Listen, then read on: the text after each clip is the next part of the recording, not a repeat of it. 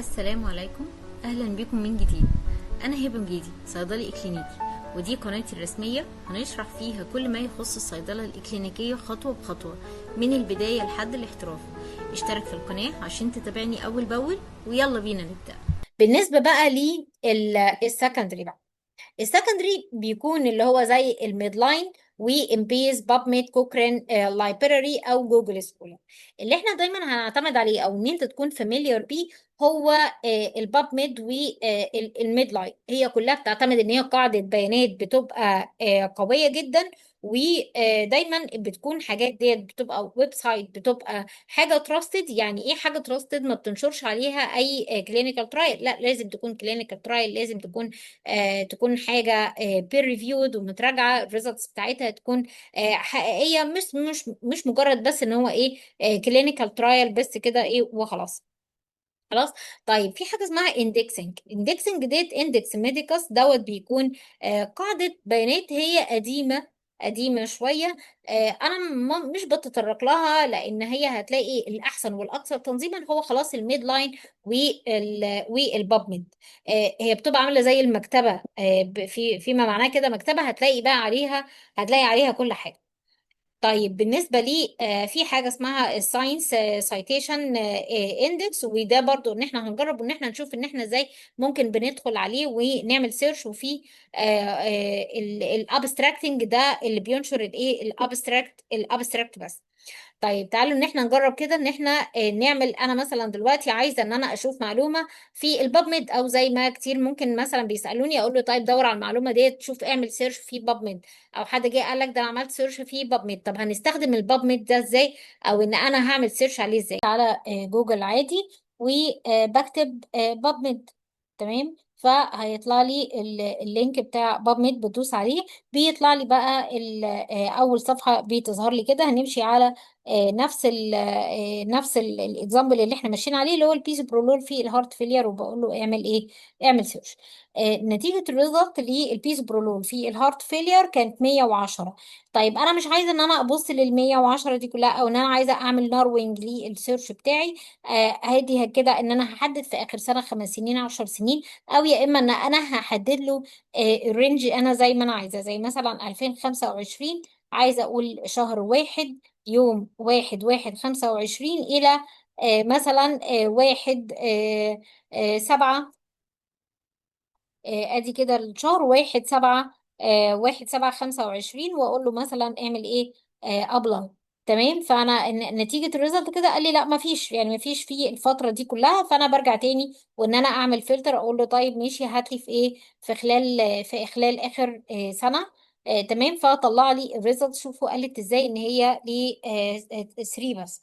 طيب التكست افيلابيلتي بقى، هل انت عايز مثلا ان بقول له مثلا اعمل سيرش على الابستراكت بس؟ يعني انا لو شلت كده، انا كنت عامله عليها الاول ان انا عايزه ان انا اعمل سيرش مش الابستراكت بس، مجرد ان انا عايزه اقرا الابستراكت اللي هو الملخص بتاع البحث بتاعه، او يا اما الفري فول تكست او الفول تكست. ايه الفرق؟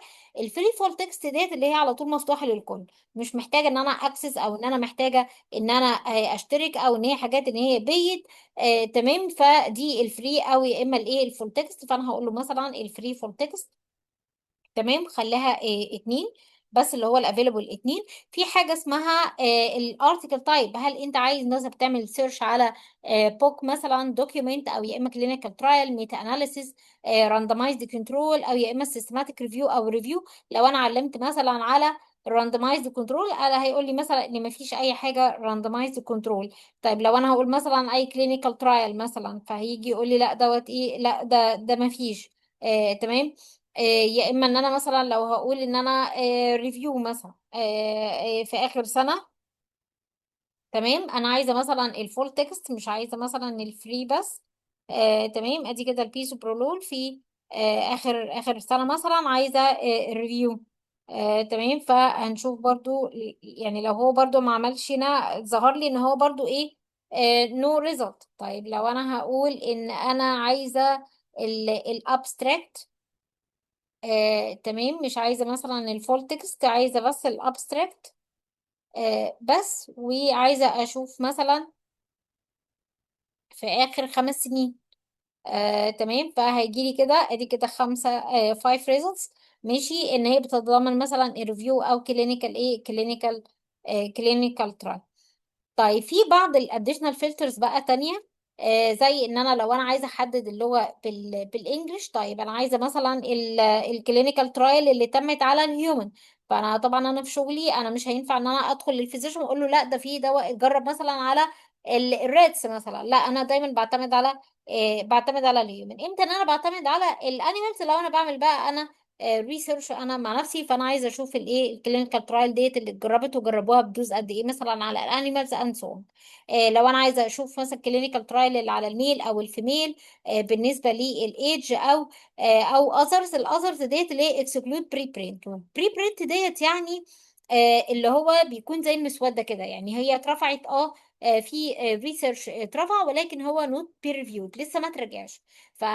طيب انا هعتمد عليه ان انا مثلا لو انا عايزه اعرف معلومه انا ككلينيكال فارماسيست؟ لا، لان هو لسه لسه ما ترجعش. طب ممكن انا اعتمد عليه ايه؟ لو انا بعمل ريسيرش جديد فعايزه اشوف الحاجات بقى اللي هي الايه الجديده اللي هي لسه تطلع على يعني مثلا بقى تطلع مثلا على الباب ميد ان هي تتراجع كمان. فيعني انت بتشوف الموست كمان الموست ريسنت، او يا اما ان انا احدد له على الميد لاين. فدي قاعده سواء كان انا بستعمل ميد لاين او ان انا بستعمل الباب ميد.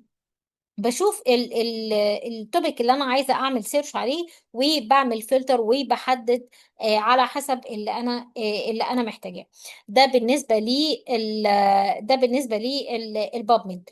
بعد كده ان انا لو ان انا عايزه اعمل مثلا ساينس سايتيشن اندكس، بدخل برضو على جوجل وبشوف ادي كده مثلا جوجل، او ان انا مثلا سواء كان اللينك الاولاني او التاني ان انا بشوف الساينس سايتيشن اندكس. هتلاقي برضو فيه كلينيكال ترايل كمان. ولو حابب انك تشوف السايتيشنز بقى، عدد الاستشهادات اللي خدت الكلينيكال ترايل دي. يعني مثلا لو انا رفعت مثلا بحث علمي، فكذا حد خد لقى ان البحث بتاعي هو بيكون مور فاليبل، في مثلا طلع منه بمعلومه او ان هي فادته في حاجه، فبيستشهد بيه البحث بتاعي ده كريفرنس ليه.